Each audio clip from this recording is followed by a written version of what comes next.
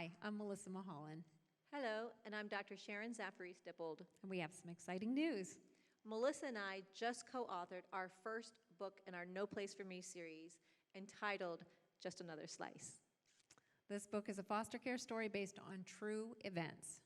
These true events are about my lived experience as a foster child growing up in the foster care system. The 9-year-old younger version of myself is the narrator in our story, and we named her Sarah Bailey. Sarah goes through a great deal in a short amount of time that passes in the setting of this book. In subsequent books in the series, you will see that unfortunately the difficulties Sarah must endure follow her and in many ways worsen as time passes. The younger version of myself will take you, the reader, through her journey of resiliency and her uncanny ability to find people, places, and things that bring her happiness in the middle of severe abuse that has monopolized her life. Melissa and I want you to see what she sees. We want you to feel what she feels. And lastly, we want you to hear what she is thinking. You will be scared with her, angry with her, sad with her, embarrassed with her, but I promise you'll definitely also laugh with her. We'll definitely laugh with her. When I was 9 and being emotionally, physically, and sexually abused, I was trying to find ways to survive what was happening to me. And then, church found me. One morning, I was outside the foster home because I was made to stay outside to play, and I was making mud pies. I made the best mud pies. I've never made a mud pie in my life, but go ahead. I'm gonna take her to make mud pies. She's telling me I'm going to make- have to learn how to do this Yes, now. So, I'm not even gonna give her gloves. We're gonna do it with our hands. A blue bus pulled up in front of my house and asked me if I wanted to go to church. Sharon got on that blue bus and it changed her life forever. We write about the impact that church had on her throughout our entire book. We would like to read some of the excerpts from our most powerful chapters in the book that pertain to her first experience at church and learning about Jesus. As we walk further into the room, I notice I'm walking on smooth gray rocks that look like the rocks on the outside of the building, only smaller. The room suddenly opens up and the ceiling is so tall I have to tip my head all the way back to see the top of it. When I lower my head, I see rows and rows of what look like very long chairs made out of dark, thick pieces of wood. They go from one end of the building to the other.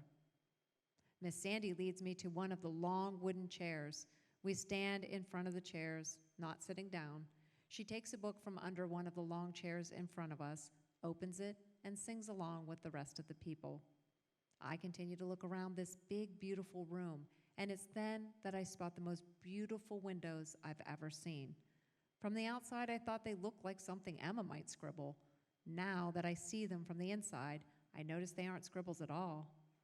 They all seem to have pictures in them of different people. I don't know any of the people in the windows. One picture is of a man carrying a big wooden math sign on his back, and he has pricker bushes that make a circle like a hat sitting on top of his head. I stare at this picture and then close my eyes tight, thinking about how much those prickers would hurt on his head, and I feel sad for him. I know how much it hurts when I have them scratch up my arms and legs. This paragraph shows what church looked like to Sarah. Sharon will read an excerpt to you now about when she first heard about God. Then, Pastor Scott begins to talk about God. He called church God's house. I haven't met God yet. I met a lot of people today, and even though I was worried about forgetting everyone's names, I am sure I would remember the name God if I met him. I'm surprised that anyone lives in this place. It's so different from my house and the houses we passed on the way here. Pastor opens his arms wide like he's waiting for someone to step in them so he could hug them. He tells God to protect us and says we should go with God. I keep looking all around the room for God, but I don't know what he looks like. None of the people in the long wooden chairs act like the pastor's talking to one of them. Just then I begin to panic. Where do we have to go to be with God? I'm not supposed to go with strangers, and I have not met this God person yet. The kids begin to move, walking in a single file line. I look out at the adults just sitting there, not moving to come with us. Where am I going, and why is God only taking the kids? Why are these adults just sitting there allowing this God person to take us? Why? I want to scream and run back to Miss Sandy or through the huge wooden double doors and all the way home. I look out at Miss Sandy one more time. When our eyes meet, she's nodding her head and smiling at me. I feel a little better looking at her, but I'm still so confused about everything. Why did I have to get on this bus? I know better. I know buses take me to places I don't like to go. So, you see, the whole idea of going to a place I had never been before without knowing and what was going to happen created a lot of confusion in my younger self. I would also like to share with you what it was like the first time I saw a picture of Jesus.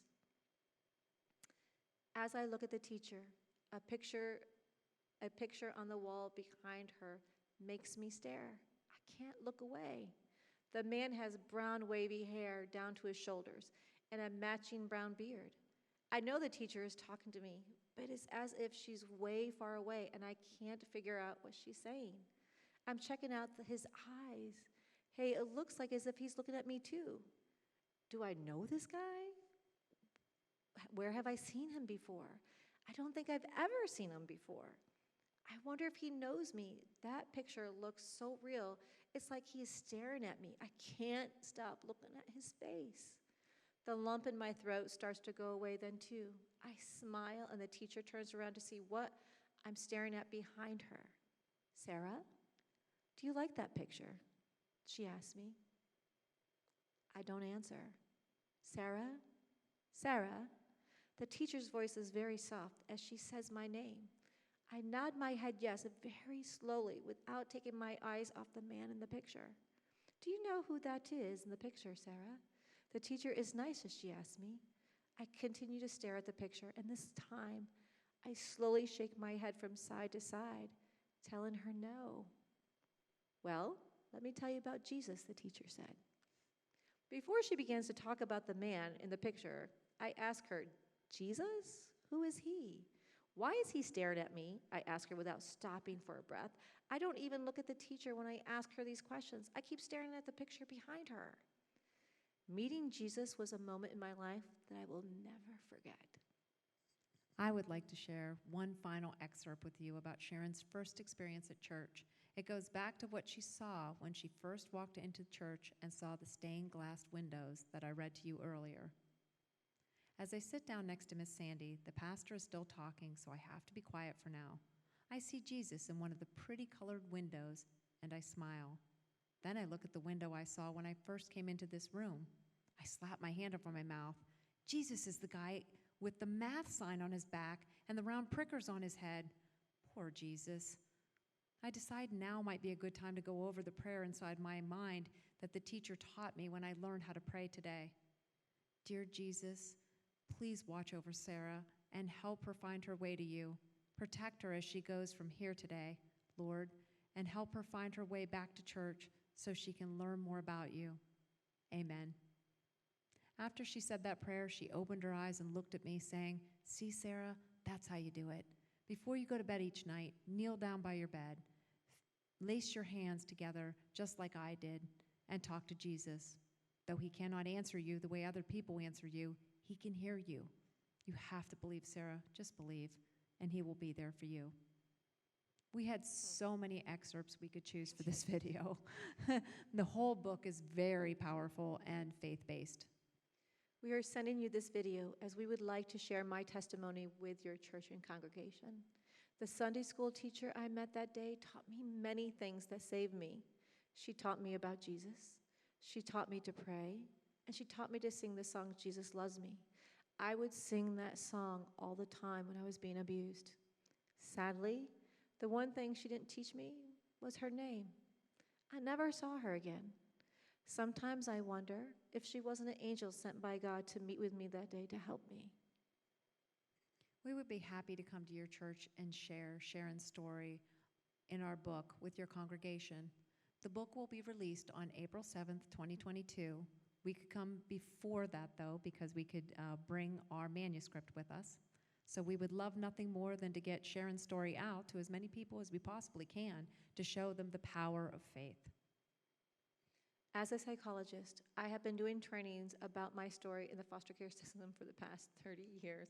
I'm sorry, I don't mean to laugh, that's just showing my age. I'm always asked the same, I'm always asked the same question, whether I'm doing this training for foster parents, caseworkers, school teachers, a national conference. I'm always asked the same thing: how are you where you are now? My answer for the past 30 years has always been the same: because Jesus loved me. Now, when Sharon and I first started meeting and talking about whether we wanted to work together to write her story, I asked her the same question. And, I said, what was the one thing that really made you get through everything? And when she said the song, Jesus Loves Me, I knew I wanted to be a part of telling her story. We are publishing the book on Amazon and Barnes & Noble. One of the categories it will be listed under will be Christian. So thank you so much for your time and consideration. We look forward to sharing this testimonial story with your congregation. Have a great day and be safe. Thank you. Thank you.